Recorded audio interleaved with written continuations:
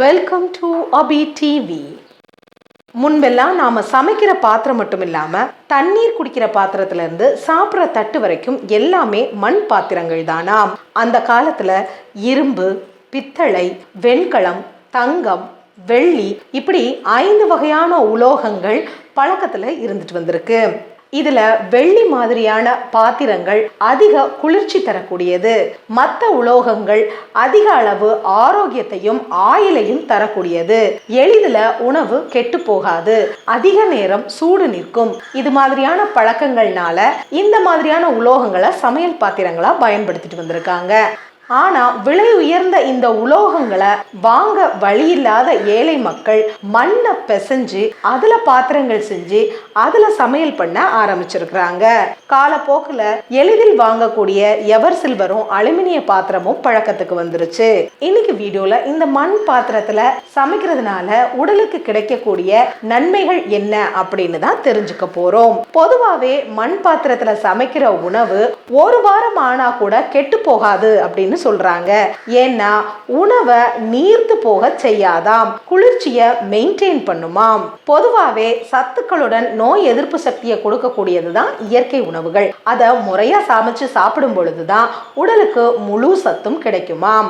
மண் பானையோட சமையல் அப்படிங்கிறது நம்மளோட மரபு மட்டும் இல்ல, உணவின் தன்மை மாறாமல் சுவையை அதிகரிக்க செய்யக்கூடியதுமாம். மண் பானையில சமைச்ச உணவை சாப்பிடும்போது மிக எளிமையா செரிமானமாகுமா, ஃபுட் பாய்சன் ஆகாதாம். உலோகத்தன்மை அப்படிங்கிற ஒரு விஷயமே மண்பானையில சமைக்கும் போது இருக்காதாம். அதனால உணவோட தன்மை அப்படிங்கிறது ஒரு நாளும் மாறவே செய்யாதாம். மண்பானையில உள்ள நுண்துளைகள் உணவுக்குள்ள வெப்பம் சீராகவும் சமநிலையில இருக்கவும் உதவி செய்யுமாம். கிட்டத்தட்ட மண்பானையில நாம எந்த உணவை சமைக்கும் போதும் ஆவியில வேக வச்ச உணவு மாதிரி நமக்கு கிடைக்குமாம்.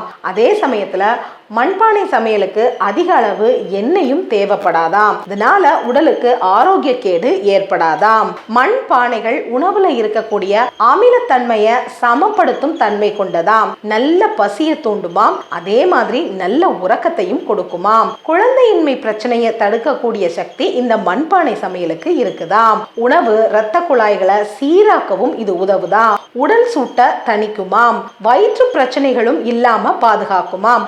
அல்சர் மாதிரியான நோய்கள்ல இருந்து தப்பிக்கணும்னா மண்பானை சமையலை பின்பற்றுவதே ரொம்ப நல்லது அப்படின்னு தெரிவிக்கிறாங்க.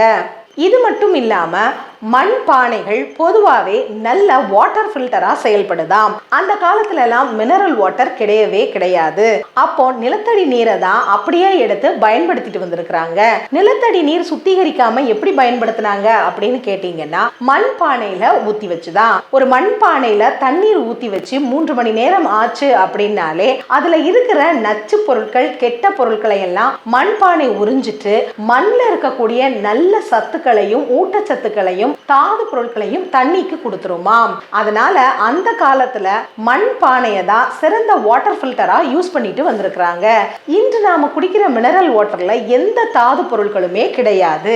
அதனால உயிர் சத்தே இல்லாத தண்ணீரை குடிப்பதுக்கு பதிலா மண் பானையில தண்ணி ஊத்தி வச்சு ஊட்டச்சத்துக்களும் தாது பொருட்களும் நிறைந்த தண்ணீரை குடிச்சு பயன்படுத்தினாலே உடலுக்கு தேவையான சத்துக்கள் கிடைக்கும் அப்படின்னு சொல்றாங்க. என்ன நேயர்களே, இன்னைக்கு வீடியோல மண் பானையில சமையல் செய்து சாப்பிட்டாலும் மண்பானை தண்ணீரை குடிப்பதனாலும் கிடைக்கக்கூடிய நன்மைகள் என்ன அப்படின்னு தெரிஞ்சிருப்பீங்க. இன்றைய காலகட்டத்தில் மண்பானை சமையல் பல இடங்கள்லையும் பிரபலமாயிட்டு வருது. அது மிக எளிமையா செய்யக்கூடிய விஷயம்தான். நம்மளுடைய வீட்லையும் ரெகுலரா மண்பானை சமையலை பின்பற்றினாலே நல்ல ஆரோக்கியத்தை பெற முடியும். இந்த வீடியோல இடம்பெற்ற தகவல் மற்றவங்களுக்கும் பயனுள்ளதா இருக்கும்னு நினைச்சீங்கன்னா ஷேர் பண்ணுங்க. தேங்க்ஸ் ஃபார் வாட்சிங்.